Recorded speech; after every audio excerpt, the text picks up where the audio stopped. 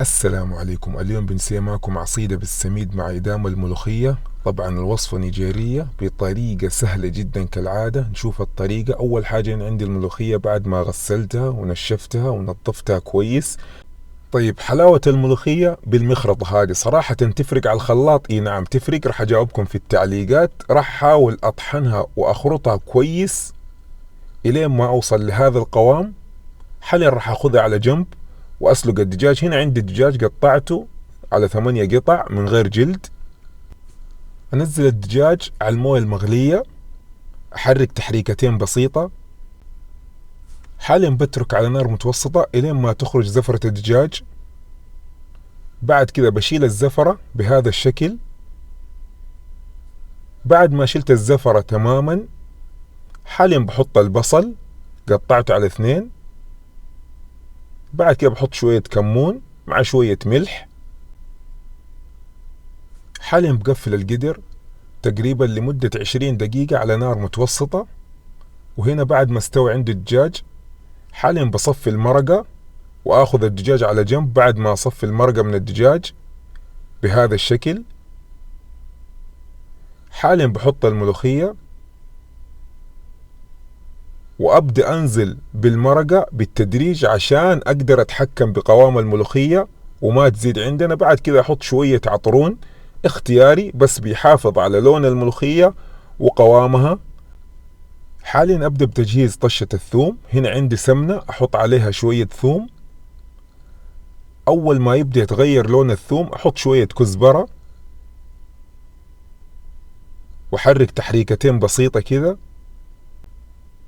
طيب، حاليا بحط نصف كمية الثوم على الملوخية وخلي النصف الثاني وقت التقديم. بحرك تحريكتين بسيطة. أول ما تبدأ تغلي عندي الملوخية بهذا الشكل، أبدأ أنزل الدجاج اللي سلقته على الملوخية. بعد كده بحط شوية ملح وحرك تحريكتين بسيطة، وبكذا تكون عندنا الملوخية جاهزة. حاليا باخذ الملوخية على جنب وأبدأ بتحضير العصيدة بالسميد. هنا عندي سميد مطحون طحنة وسط. احط على السميد شوية دقيق اختياري طبعا واقلب كويس. بعد كده في موية مغلية احط شوية زيت او سمنة او زبدة. طيب، حاليا ابدأ احط السميد على نار متوسطة على الموية الحارة مع التحريك المستمر الين ما يبدأ يتماسك معايا السميد. بعد كده ابدأ اقلبه بالملعقة بهذا الشكل. هذا هو القوام المطلوب. حاليا ابدأ بتشكيل العصيدة. ابلل يدي بشوية موية وعلى نفس الصحن اللي راح اشكل فيه العصيدة. حاليا ابدأ بتشكيل العصيدة. اخذ شوية من السميد واكور بهذا الشكل. بعد كده ابدأ بتشكيل العصيدة بهذه الطريقة. وهذا هو الحجم المطلوب. تقدروا تتحكموا بالحجم براحتكم وبكذا تكون عندنا العصيدة جاهزة. حاليا ابدأ احط في صحن التقديم. ابدأ احط الملوخية.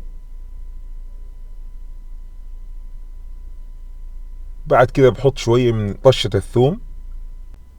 طبعا ما حتكمل الوصفة هذه إلا مع الليمون والياج النيجيري. وبس كذا، وعليكم بألف عافية.